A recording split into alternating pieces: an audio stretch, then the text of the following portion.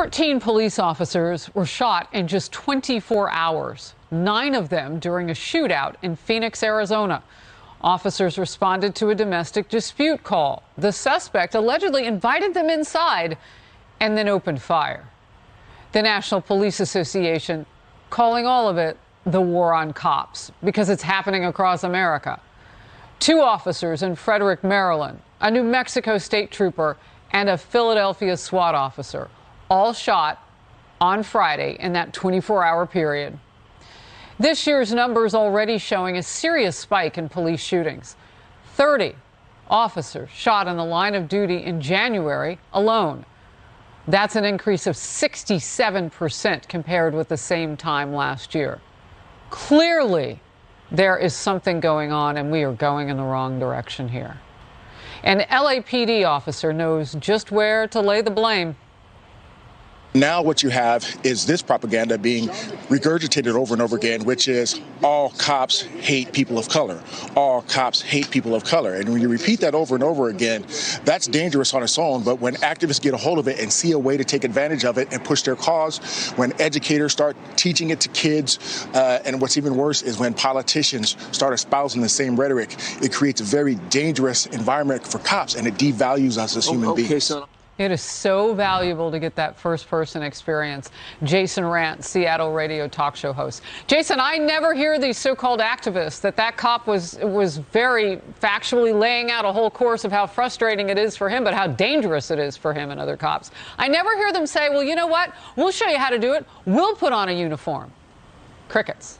Well, they're never going to do anything like that, of course. What they want you to believe is that we can just send social workers to handle these 911 calls, which we know that in certain circumstances it can certainly work. But for the most part, when we're sending cops there, it's because there is an emergency where there is a threat of potential loss of life or an injury. And so simply sending out these activists in uniforms who aren't armed, who are there to, quote unquote, de-escalate, that doesn't necessarily work. And it's not necessarily safe for the communities that these officers are serving. And I think it is so important to understand that these activists are not acting out in good faith.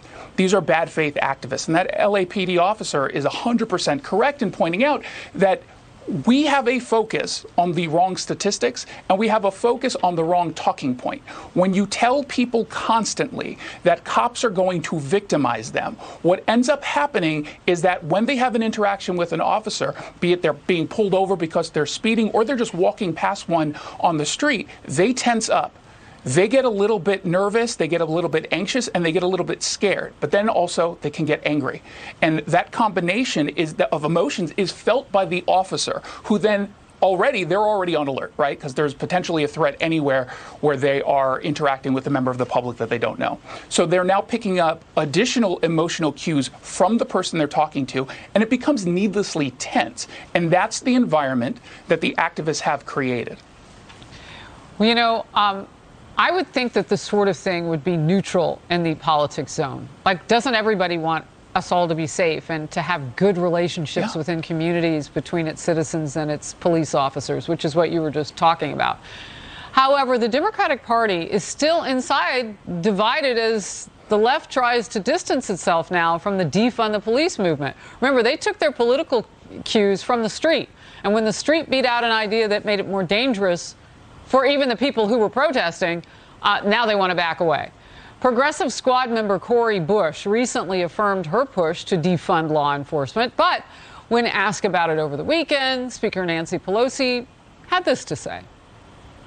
Well, with all the respect in the world for Cori Bush, that is not the position of the Democratic Party. Community safety, to protect and defend in every way, is our oath of office.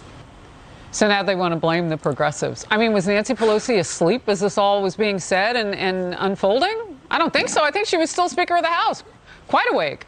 Absolutely. I mean, look, she can spin all she wants on this. Very clearly, they're looking at polling and branding that is consistent. A midterm red wave is very likely, and Democrats own the defund movement. I remember talking to you about their push to claim, it was the Republicans who were trying to defund the police. No one actually believes that, including Democratic voters. Well, it's not true. Republicans did not defund they didn't defund the police, nor did they install these light on crime policies, and the public knows who's responsible because And kudos to the progressives and the Democrats. They're very good at branding. Well, good news. You branded yourself on defund.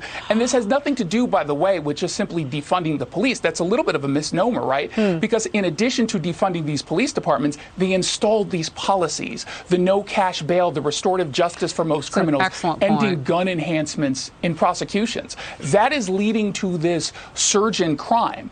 And it coincides with those policies in Democrat-run cities. They can pretend all they want. We know the truth.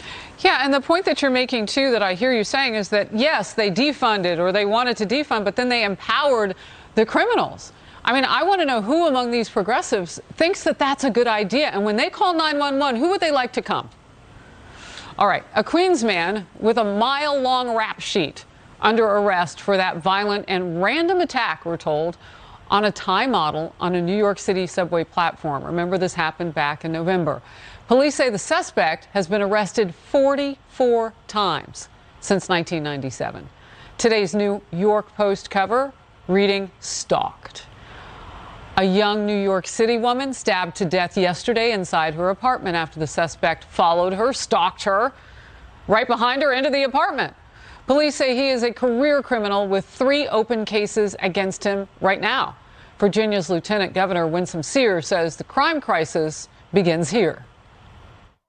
It's coming from the highest levels, and I'm talking about from the presidency on down, where there is no leadership. There's a vacuum. You can't look at what's happening in the streets of smash and grab and say, well, it's just social justice. No.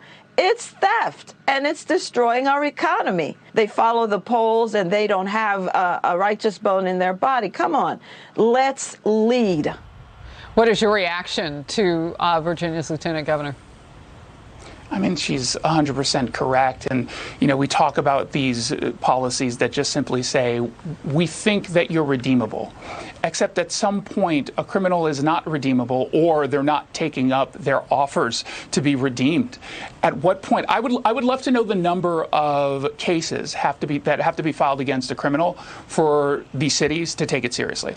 I would love to, because we're seeing over and over again, not just criminals who've got these long rap sheets, but criminals who have active open cases. And yet we are allowing them to simply run free. We've got the activist organizations that end up paying the bail for these folks once they actually do get put in prison or in jail. And so we've got these problems that are just simply not being addressed. And there's no plan coming from Nancy Pelosi, who says, we care about public safety. Okay, prove it. What is your plan? But beyond just taking guns off the streets, because you're not actually taking the people using the guns off the streets. Well, and you pointing to a tipping point, what number of incidents? How long do we have to suffer this city by city by city by city, mostly Democrat-led cities, before they'll do something different from Nancy Pelosi, really from the White House on down, as the Virginia Lieutenant Governor says. Jason Rantz, great to have you in focus. Thank you. Thanks, Harris.